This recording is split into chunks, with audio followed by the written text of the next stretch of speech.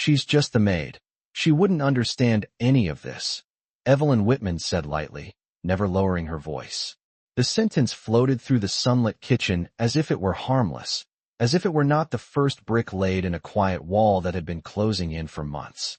Clara Hayes stood at the counter rinsing a porcelain teacup, her back straight, her movements unhurried, the soft clink of china against the sink masking the way her attention sharpened. The Whitman house sat on a wide suburban lot just outside Hartford, its white siding pristine, its hedges trimmed weekly, the kind of place where neighbors waved politely and assumed everything inside was orderly and kind. Clara had worked there for nearly 7 years, arriving every weekday at 8 sharp, leaving by 4, logging 40 hours a week without a single sick day unless the flu pinned her down. She knew the house by sound as much as sight. The way the stairs creaked near the 3rd step, the hum the refrigerator made when it struggled in summer, the faint whistle the heating vent released every winter morning. On this afternoon, the house sounded calm, but calm had become deceptive since Mr. Whitman's passing. Daniel Whitman sat at the breakfast table with his laptop open, a legal document glowing on the screen, his coffee cooling untouched. Margaret Whitman, his mother, remained upstairs, resting after a long morning, her doctor having advised she pace herself now that she was 68 and living with a heart that tired more easily than it used to. Evelyn moved through the kitchen with confident ease, her heels clicking softly against the tile, her voice measured and bright. She talked about appointments, about reorganizing accounts, about what was best for everyone. And she never once acknowledged that Clara was there, that Clara heard every word, that Clara had learned long ago how to listen without appearing to listen at all. Clara had grown up in a small town in upstate New York, raised by parents who taught her that silence could be both shield and tool. She had raised 2 children of her own, paid off a modest mortgage, balanced grocery budgets down to the last dollar, and learned that people revealed themselves most honestly when they believed no one important was paying attention. In the Whitman kitchen, she wiped the counter, folded a dish towel with practiced care, and watched reflections in the stainless steel appliances. Evelyn leaned closer to Daniel, lowering her tone only slightly, enough to feel discreet, but not enough to be discreet. She spoke about signatures, about timing, about how Margaret trusted them, how there was no need to worry her with details. Daniel nodded, his jaw tight, his eyes flicking toward the hallway as if he half expected his mother to appear, then back to the screen. Clara noted the way his fingers hesitated before clicking a file, the way Evelyn's smile tightened when he paused, the way power shifted with the smallest gestures. Outside, a lawn sprinkler ticked steadily, covering a rectangle of grass in a fine mist, each pass measured to the minute. Inside, the rhythm was different, marked by the scrape of a chair, the closing of a folder, the hum of a printer warming up in the study. Clara carried a tray toward the dining room, passing beneath framed photographs that charted decades of Whitman history. Weddings, graduations, holidays at the Cape. Margaret always centered, her smile genuine, her hand often resting on her late husband's arm. The photos ended abruptly 2 frames before the present, as if time had stopped being worthy of display. Clara had noticed that months ago, filed it away, one more detail in a growing collection. When she set the tray down, she caught her own reflection in the glass of the china cabinet. A woman in her mid-50s with graying hair pulled neatly back, eyes alert, expression neutral. She looked like someone who blended into rooms, who made spaces function smoothly, and then disappeared. That assumption worked in her favor. Evelyn's voice carried again, this time with a laugh, light and dismissive. "Mom won't notice," she said, as if discussing a rearranged bookshelf rather than decisions that would reshape the rest of Margaret's life. Daniel exhaled, long and slow. Clara returned to the kitchen and washed her hands, counting silently, a habit she used to anchor herself. She remembered the first week she had worked for the Whitmans, how Margaret had insisted on learning her name, how she had asked about Clara's commute, about the traffic on I-84, about whether the hours worked well for her. She remembered Margaret's kindness, quiet and consistent, the kind that did not announce itself. Those memories sat beside newer observations that did not fit as neatly. Locked drawers where there had been none, appointments scheduled without consultation, mail diverted to a private office. Clara did not judge, she observed. She finished her tasks, checked the clock, and gathered her things. As she stepped into the hallway, Evelyn glanced up, offering a polite smile that did not reach her eyes. "All set for today?" she asked, already turning away. "Yes," Clara replied simply. Her voice gave nothing away. She left the house, the door closing softly behind her, the afternoon sun bright on the driveway. As she walked to her car, she paused for a moment, keys cool in her hand, listening to the muffled sounds from inside, the faint murmur of voices continuing without her. They believed the maid was clueless. They believed silence meant absence. They did not know that Clara had been collecting moments the way others collected receipts, that she understood the weight of what was being planned, that the story unfolding inside that spotless house was already being remembered with an accuracy that would one day matter. She started the engine and drove away, leaving the Whitman home standing quiet and confident, unaware that its greatest secret had already been heard. The next morning unfolded with the same quiet precision that defined the Whitman household, yet something subtle had shifted beneath the surface. Margaret Whitman sat at the small breakfast table in her upstairs sitting room, sunlight filtering through sheer curtains, illuminating the careful way she measured out her oatmeal and checked her pill organizer. The house no longer felt like it belonged to her in the way it once had, though she could not have explained why. Downstairs, Evelyn moved efficiently, reviewing a printed schedule while speaking on the phone, her voice calm and professional as she discussed account transfers and upcoming meetings, pausing only to sip her coffee. Daniel listened from the doorway, hands in his pockets, nodding when prompted, his attention divided between his wife's words and the persistent weight in his chest that had settled there since his father's funeral. Clara arrived at exactly 8 o'clock, as she always did, parking her sedan along the curb where it never violated neighborhood guidelines. She entered through the side door, greeted by the familiar scent of lemon cleaner and brewed coffee, and hung her coat neatly on the hook by the pantry. Her routine remained unchanged, but her awareness had sharpened. She noted that the mail stack on the counter was thinner than usual, that a locked file box sat where the fruit bowl used to be, that Margaret's calendar had been replaced with a newer one bearing Evelyn's handwriting. None of it required interpretation yet. It simply required memory. As Clara dusted the living room shelves, she listened to the muffled cadence of voices drifting from the study. Evelyn spoke confidently about estate planning timelines, about simplifying things for Margaret's benefit, about avoiding unnecessary stress. Daniel offered brief affirmations, his voice lower, less certain. Clara adjusted a framed photograph of Margaret and her late husband taken decades earlier on a summer beach, their smiles unguarded, the ocean bright behind them. She wondered when the last photograph had been taken where Margaret looked that free. Later, while preparing lunch, Clara overheard Evelyn instructing a courier to deliver documents directly to the office rather than the main address. She watched Evelyn write a check with deliberate strokes, tear it cleanly from the book, and slip it into an envelope marked with a name Clara recognized from prior conversations. No one acknowledged her presence. That afternoon, Margaret came downstairs slowly, leaning on the banister, her movements careful but determined. She asked Clara about the weather, about traffic on the highway, about whether the neighbor's dog had finally stopped barking at night. Clara answered politely, offering simple reassurances, while Evelyn stepped in smoothly to redirect the conversation toward an upcoming appointment Margaret did not remember scheduling.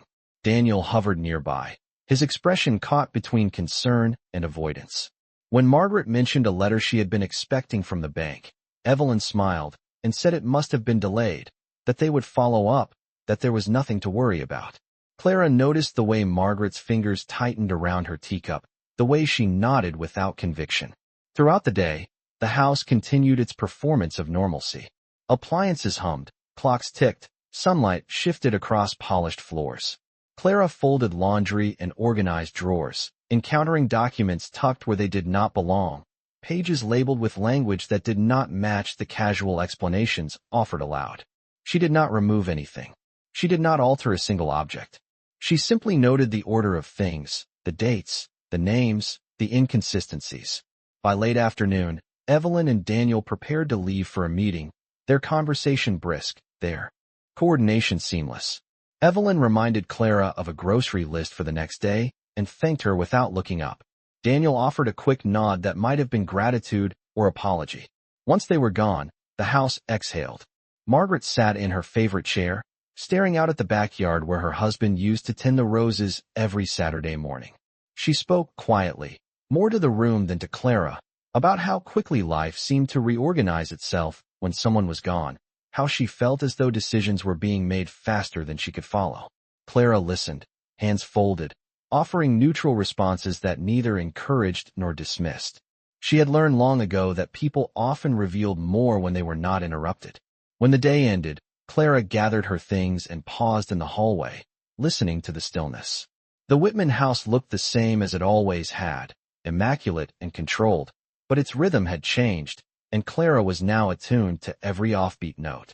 She left knowing that what she had heard and seen was not an isolated moment, but part of a pattern unfolding deliberately, patiently. The assumption that she was merely passing through these rooms, that her presence was temporary and insignificant, remained firmly in place. That assumption allowed conversations to continue openly, allowed plans to be spoken aloud, allowed details to surface without caution. As Clara drove home through familiar streets, stopping at a red light near the grocery store, she replayed the day with careful precision, aligning words with actions, dates with intentions. She did not feel anger or urgency. She felt clarity.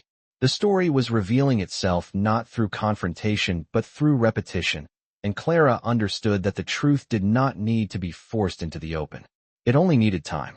By the end of the week, the Whitman house had settled into a new rhythm that felt rehearsed rather than lived in. Appointments appeared on the calendar without discussion, folders changed places overnight, and conversations ended the moment Margaret entered the room.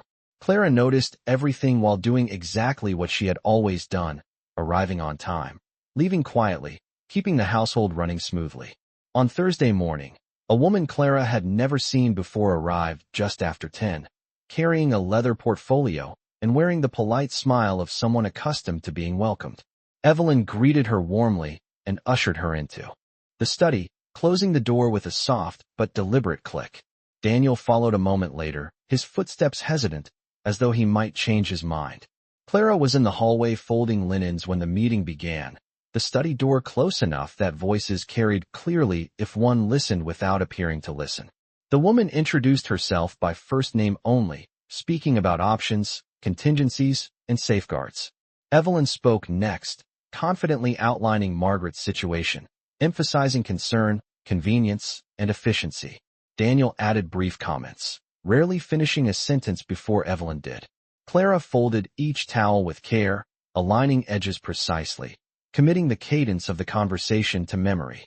Words like authorization, temporary measures, and oversight surfaced repeatedly, framed as protections rather than limitations. At one point, the woman asked whether Margaret understood the scope of what was being discussed. Evelyn answered without hesitation that Margaret trusted them completely and preferred not to be burdened with details. Daniel did not contradict her. When the meeting ended, the woman left with a polite goodbye and a promise to send follow-up paperwork. Evelyn walked her out, laughter light, posture relaxed. Daniel lingered in the hallway afterward, staring at the closed study door as if waiting for it to reopen on its own. That afternoon, Margaret asked Clara to help her locate a folder she had kept for years, one that held personal records and letters from her late husband. Clara checked the usual drawer and found it empty. Together they searched the study, the guest room, the cabinet beneath the stairs. The folder was nowhere to be found. Evelyn appeared, calm and reassuring, explaining that she had moved some documents for safekeeping and that Margaret did not need to worry. Margaret nodded slowly, though her eyes lingered on the empty drawer longer than necessary. Clara watched the exchange from the doorway, noting how Margaret's shoulders slumped almost imperceptibly, how Evelyn's tone remained gentle but firm. That evening, after Evelyn and Daniel retired to their bedroom, Clara finished her tasks and prepared to leave. As she reached for her coat, she heard Daniel's voice rise slightly, frustration edging into his words. He asked whether they were moving too fast, whether his mother should be more involved. Evelyn responded evenly that delay only created confusion, that everything was being handled responsibly, that Clara was still there during the day if Margaret needed anything. The mention of her name was casual, dismissive, as though Clara were an object rather than a person. Clara stepped outside into the cool evening air, the house lights glowing behind her. The following days unfolded with similar patterns. Packages arrived addressed to Evelyn alone. Phone calls were taken in private. Margaret's questions were met with reassurances that felt rehearsed. Clara continued to observe, to listen, to assemble the story as it revealed itself piece by piece. She noted dates on envelopes, compared them to calendar entries, recognized names repeated across documents and conversations. She did not speculate aloud. She did not interfere. Her role remained unchanged, which allowed the assumption of her irrelevance to remain intact. One afternoon, Margaret asked Clara to sit with her while she sorted old photographs. As they turned pages together, Margaret spoke about her marriage, about decisions made jointly, about promises spoken quietly and kept for decades. She wondered aloud when those promises had become inconvenient. Clara listened, offering only neutral affirmations, but inside she aligned Margaret's memories with the plans she had overheard, the documents she had seen moved, the language used when Margaret was not present. The discrepancy was clear. By Friday, Evelyn announced that arrangements had been finalized for a review meeting the following week, one that would include outside professionals.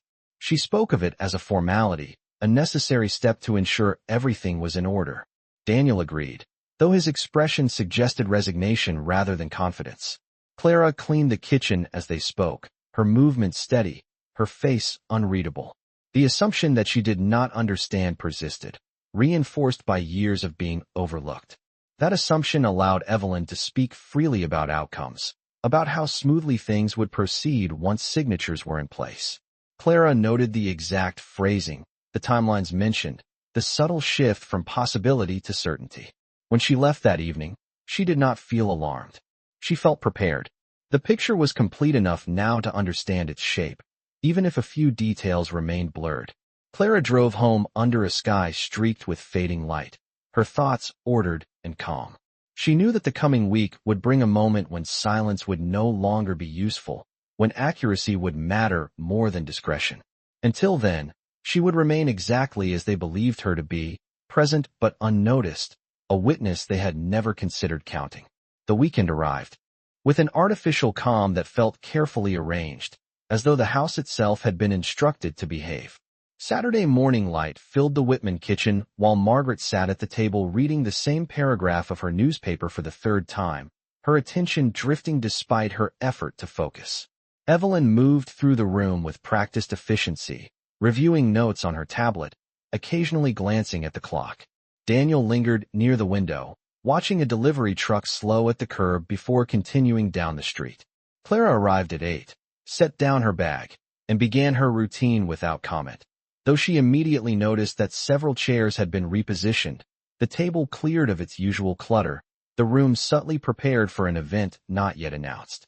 By mid-morning, Evelyn explained that a review meeting would take place on Monday and that the weekend was meant to be restful, a chance for Margaret to relax. The reassurance sounded kind, but Clara noticed how little room it left for Margaret to question anything. Throughout the day, Clara moved quietly between rooms, dusting surfaces, organizing shelves, listening to conversations that flowed easily when Margaret was not present and shifted abruptly when she entered. Daniel spoke less than usual, his responses brief, his posture tense. Evelyn spoke enough for both of them, her confidence filling spaces where hesitation might otherwise have surfaced.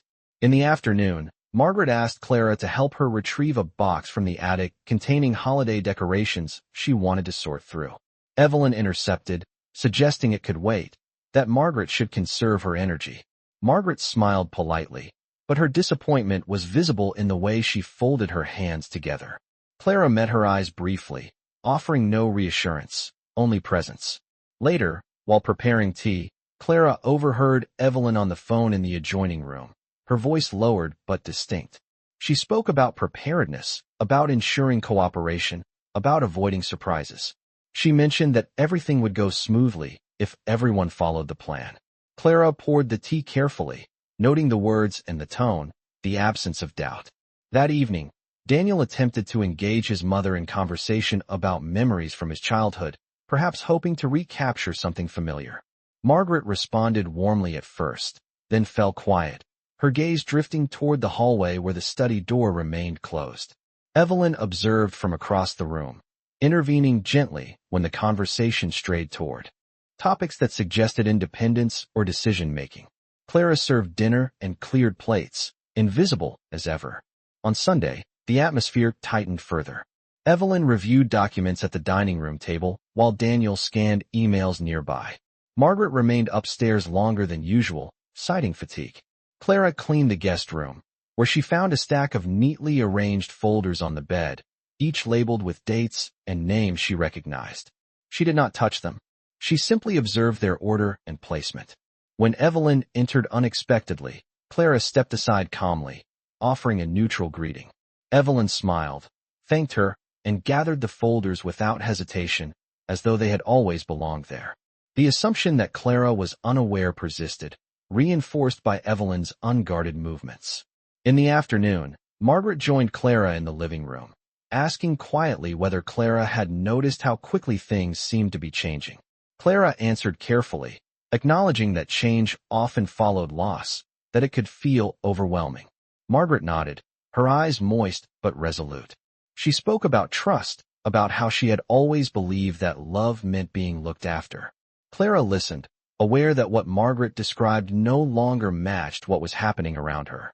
As evening approached, Evelyn announced plans for Monday with cheerful certainty, outlining schedules and expectations as though they were already agreed upon. Daniel nodded, his silence speaking louder than any objection.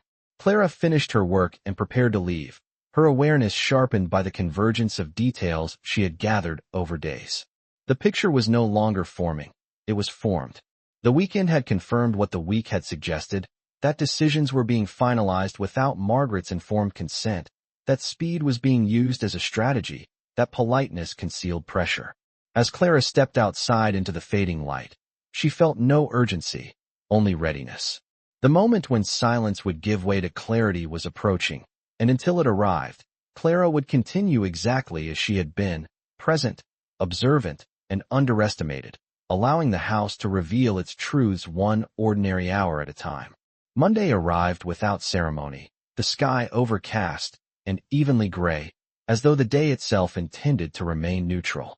The Whitman house was awake earlier than usual, lights on before sunrise, the quiet broken by the low murmur of preparation. Evelyn moved with crisp purpose, setting out folders on the dining room table, aligning pins beside notepads, checking her phone for arrival times. Daniel dressed slowly, adjusting his tie twice before settling on it, his reflection offering no reassurance. Margaret descended the stairs later than planned, her steps cautious, her expression composed but uncertain, as if she sensed that the day carried a weight she had not agreed to carry. Clara arrived at 8 as always, letting herself in through the side door, her presence acknowledged only by a brief nod from Evelyn. She hung her coat and immediately noted the transformation of the dining room. The table cleared of personal items and arranged instead as a workspace, the chairs positioned evenly, the room no longer domestic but procedural. Throughout the morning, visitors arrived in measured succession, each introduced by Evelyn with practiced ease, each greeted by Daniel with polite restraint. Voices filled the room with terms that sounded reassuring but remained imprecise, language designed to soothe rather than inform. Margaret listened carefully, her hands folded in her lap, her questions gentle and infrequent, often redirected before they reached completion. Clara moved in and out of the space, serving coffee, collecting empty cups, standing close enough to hear everything yet far enough to be ignored. The assumption that she was merely performing tasks allowed the conversation to proceed without caution. As documents were discussed, Clara recognized names and dates she had cataloged over the past week, heard phrases repeated exactly as she had heard them before in private conversations. She noticed how Evelyn answered questions addressed to Margaret, how Daniel deferred even when his mother spoke directly. At one point, Margaret asked for clarification about a clause she did not understand, and Evelyn smiled, explaining that it was standard language, nothing to worry about, something that would make life easier. Margaret nodded slowly, though her eyes searched the faces around the table for something steady. Clara placed a fresh cup of tea beside her without comment, their eyes meeting briefly, a silent acknowledgement passing between them. As the meeting progressed, papers were slid forward for review, signatures indicated with discrete tabs. Evelyn spoke about efficiency, about minimizing stress, about how fortunate Margaret was to have support. Daniel watched the movement of papers as though they might rearrange themselves if he waited long enough. Clara observed the moment when Margaret hesitated, pen hovering above the page, her uncertainty visible despite her effort to remain composed. Evelyn leaned closer, her voice gentle but firm, encouraging her to sign so they could move forward. The room held its breath. Clara stepped closer, adjusting a stack of documents that had shifted, her movement unremarkable, her voice calm as she addressed a detail no one had asked her to address, referencing a date that did not align with the explanation just given. The room stilled. Evelyn turned, surprised, her smile faltering slightly as Clara continued, speaking clearly, repeating language that had been used in earlier conversations, identifying inconsistencies with precision. She did not raise her voice or accuse anyone. She simply stated what she had heard, when she had heard it, and how it connected to the papers now on the table. Daniel looked up sharply, recognition flickering across his face. Margaret straightened in her chair, her attention fully engaged for the first time that morning. Evelyn attempted to interrupt, but Clara continued evenly, her tone respectful, her words exact, revealing the sequence of decisions made without Margaret's full understanding. The professionals present exchanged glances, their posture shifting from routine to alert. Margaret asked Clara to repeat herself, and Clara did, slower this time, ensuring every word landed. Silence followed, heavy but clarifying. Evelyn spoke next, her confidence diminished, her explanations suddenly less fluid. Daniel remained quiet, his gaze fixed on the table. Margaret took a breath, steadying herself, and asked for time, her voice firm now, requesting that the documents be reviewed independently before anything further occurred. The request was reasonable, unarguable.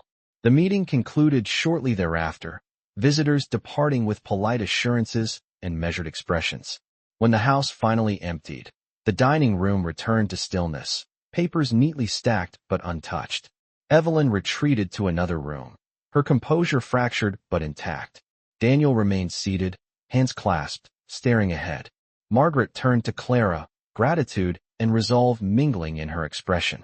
Clara said nothing further, her role fulfilled without dramatics.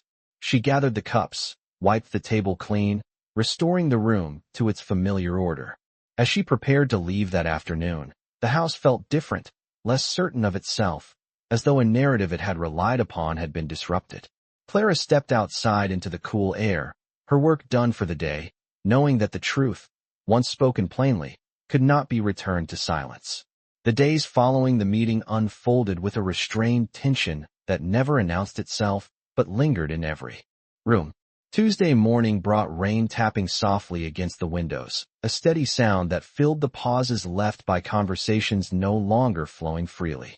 Margaret remained upstairs longer than usual, reviewing documents with a patience she had not been afforded before, her glasses perched low as she reread clauses that now carried new meaning. Daniel left early for work, his departure quieter than normal, his goodbye brief and unresolved. Evelyn moved through the house with a controlled efficiency that bordered on rigid, her phone calls taken behind closed doors, her smile practiced but thinner. Clara arrived at her usual time, greeted by an atmosphere that acknowledged her presence without addressing it. She resumed her routine with the same precision she always had, dusting surfaces, preparing meals, maintaining the order of a household that had begun to feel less certain of itself. The assumption that Clara was peripheral persisted, though it now rested on weaker ground. Margaret came downstairs mid-morning and asked Clara to sit with her for a moment in the living room. The request was simple, unadorned. Clara complied, taking a seat across from her, hands folded, posture attentive. Margaret spoke quietly about clarity, about how different everything looked once words were examined instead of accepted. She expressed gratitude without excess, acknowledging that what Clara had done was not dramatic but necessary.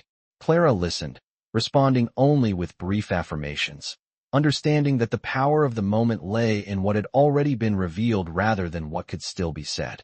As the week progressed, the house adjusted. Appointments were postponed. Calls were returned with caution. Evelyn attempted to re-establish normalcy through routine, suggesting family dinners and light conversation, but the effort felt deliberate rather than natural. Daniel hovered between his wife and his mother, his attempts at neutrality increasingly strained. Clara observed these shifts without comment, noting how trust, once unsettled, did not easily return to its previous shape. On Thursday, Margaret requested copies of all documents discussed at the meeting, a task Evelyn completed with visible reluctance but no objection. Clara noticed the careful way Margaret organized the papers, labeling folders in her own handwriting, reclaiming a process that had nearly been taken from her. That afternoon, Clara overheard Evelyn speaking sharply to someone on the phone, her composure slipping just enough to reveal frustration. The words were not incriminating, only defensive, but they confirmed what Clara already understood, that control once questioned could not be fully restored. The household moved forward cautiously, each member recalibrating their role. By Friday, Margaret had scheduled independent consultations, appointments made in her own name, times written clearly on her calendar.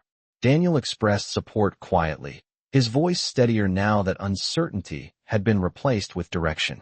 Evelyn offered agreement, her tone measured, though her posture suggested vigilance rather than acceptance.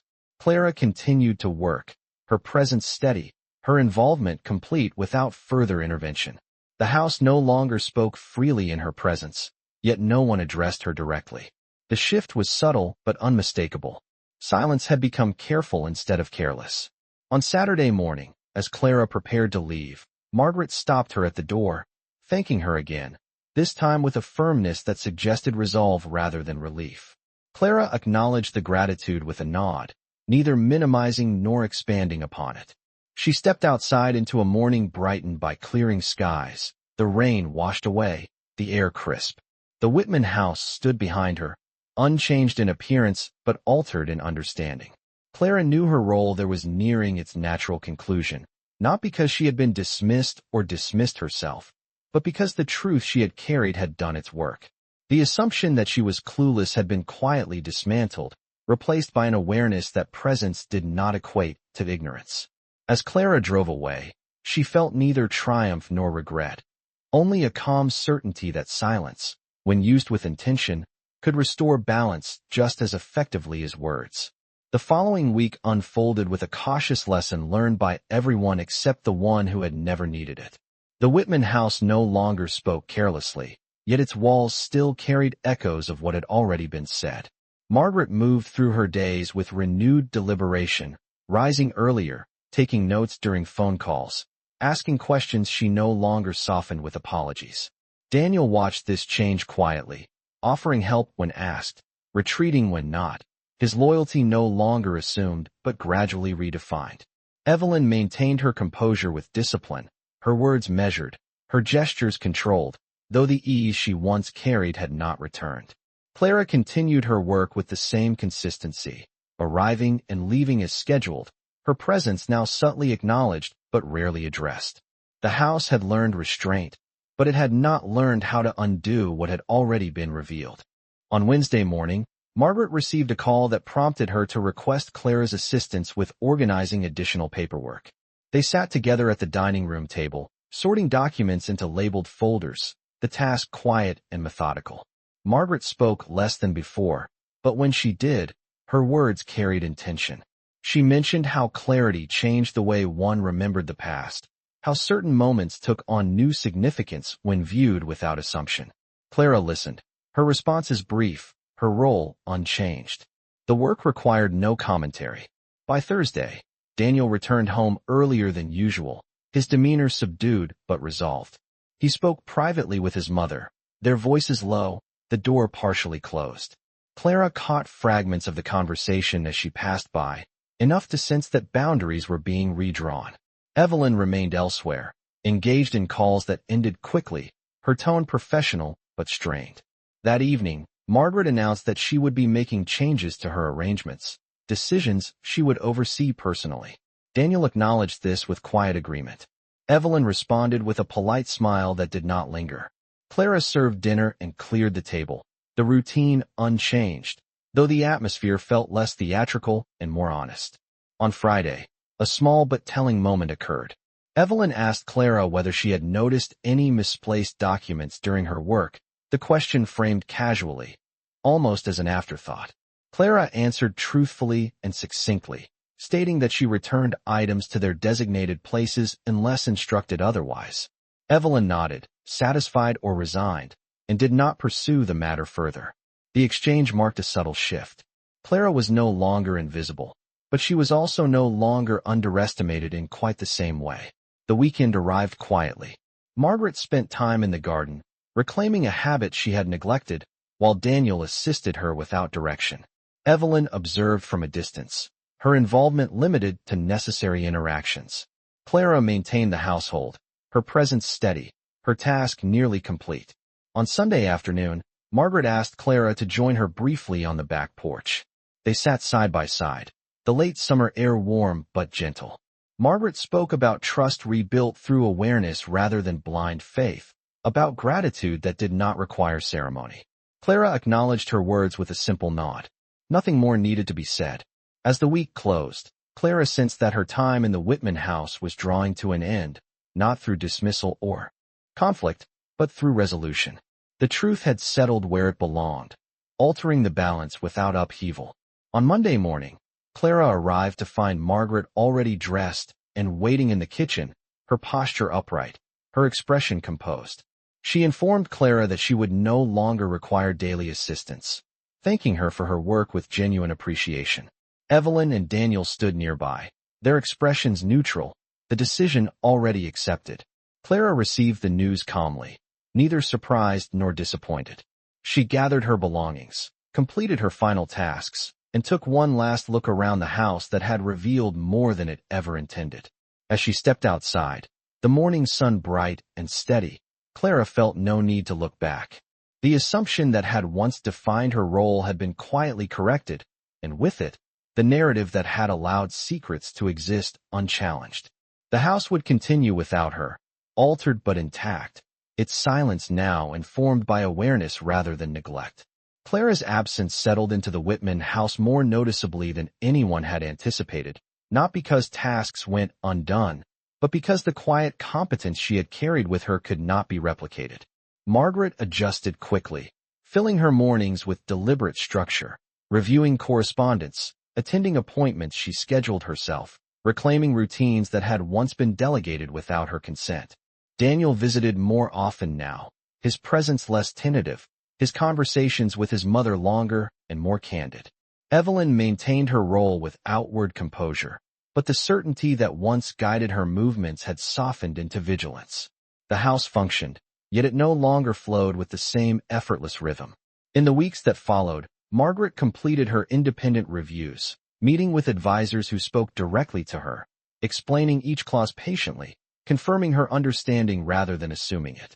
The process was slower than what had been proposed before, but it restored something essential, a sense of authorship over her own life. Daniel supported these decisions openly, attending meetings when invited, listening more than he spoke.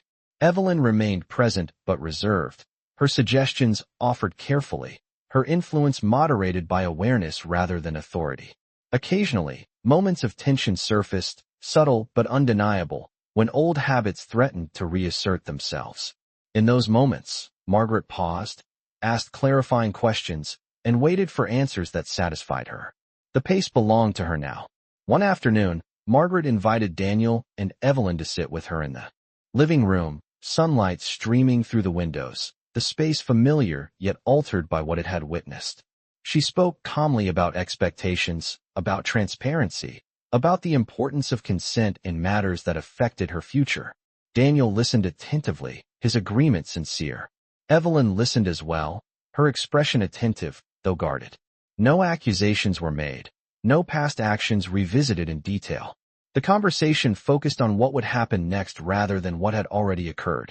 The house absorbed this exchange quietly, its walls holding yet another chapter of the Whitman story. Outside, neighbors continued their routines, unaware of the internal recalibration taking place. The change was not dramatic, but it was definitive. As autumn approached, Margaret resumed hosting small gatherings, inviting friends for tea, reconnecting with parts of her social life that had quietly diminished. Daniel attended when he could, contributing without directing. Evelyn participated politely, her interactions measured, her role clearly defined. The house felt lighter, though not carefree, its order restored through balance rather than control. Clara did not return, nor was she spoken of often, yet her influence lingered in the structure that now governed the household. The assumption that allowed conversations to proceed without caution had been dismantled, replaced by an understanding that presence did not require prominence to be impactful. Margaret recognized this most clearly. One evening, as she organized her desk, she paused over a neatly labeled folder, recalling the moment clarity had entered her life not through confrontation, but through observation.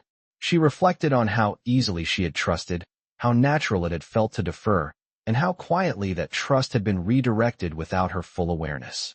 The realization did not bring bitterness. It brought resolve.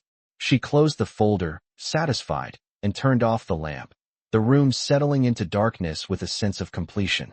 Daniel stood at the window, watching the last leaves fall, understanding that his role had changed as well, that loyalty required more than silence.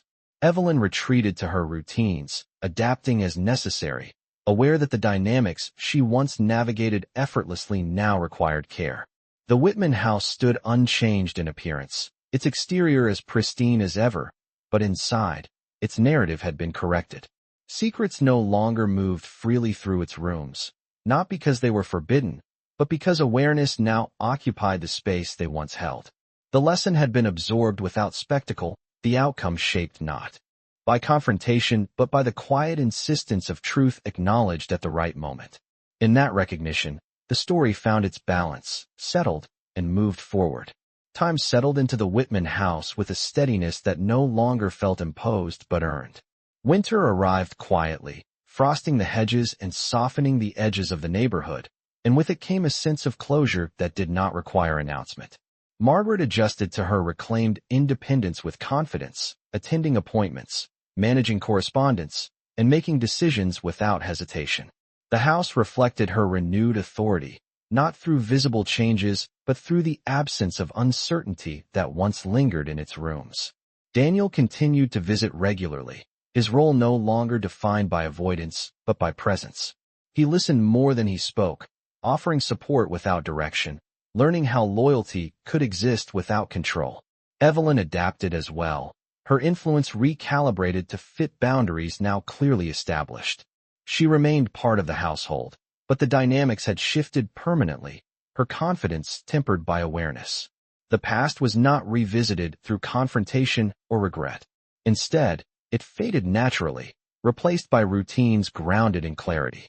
Margaret hosted small dinners again, the table set simply, conversations unguarded but respectful. The house filled with voices that no longer lowered themselves selectively. Silence remained, but it was no longer strategic. It was restful. Occasionally, Margaret thought of Clara, not with sentimentality, but with recognition. The woman who had once moved quietly through her home had altered its course without seeking acknowledgement. Clara had returned to her own routines elsewhere, carrying with her the same discipline and restraint that had guided her actions. She did not speak of the Whitmans, nor did she need to. The impact of her presence there had been precise and complete. In the Whitman house, awareness had replaced assumption, and with it came a lasting change. Margaret understood now that being underestimated did not diminish truth, it only delayed its recognition. She embraced this understanding with calm resolve, grateful for the clarity it brought. Daniel recognized it too, learning how easily loyalty could be misplaced when guided by convenience rather than intention. Evelyn carried the lesson differently, internalizing it as caution, adjusting her approach to relationships shaped by limits rather than unchecked confidence. The house itself seemed to breathe more easily, its spaces no longer burdened by conversations held without care. As the year turned, Margaret organized her records one final time, satisfied with the order she had restored. She closed the last folder, turned off the light, and sat quietly, the room filled with a sense of completion. Outside, the world continued unchanged, neighbors unaware of the quiet transformation that had occurred. The Whitman house stood as it always had, pristine and composed, but its narrative had been corrected. The belief that silence equaled ignorance had been dismantled, replaced by an understanding that observation carried its own authority. In that realization, the story reached its conclusion, not with confrontation or spectacle, but with balance restored and truth acknowledged at last.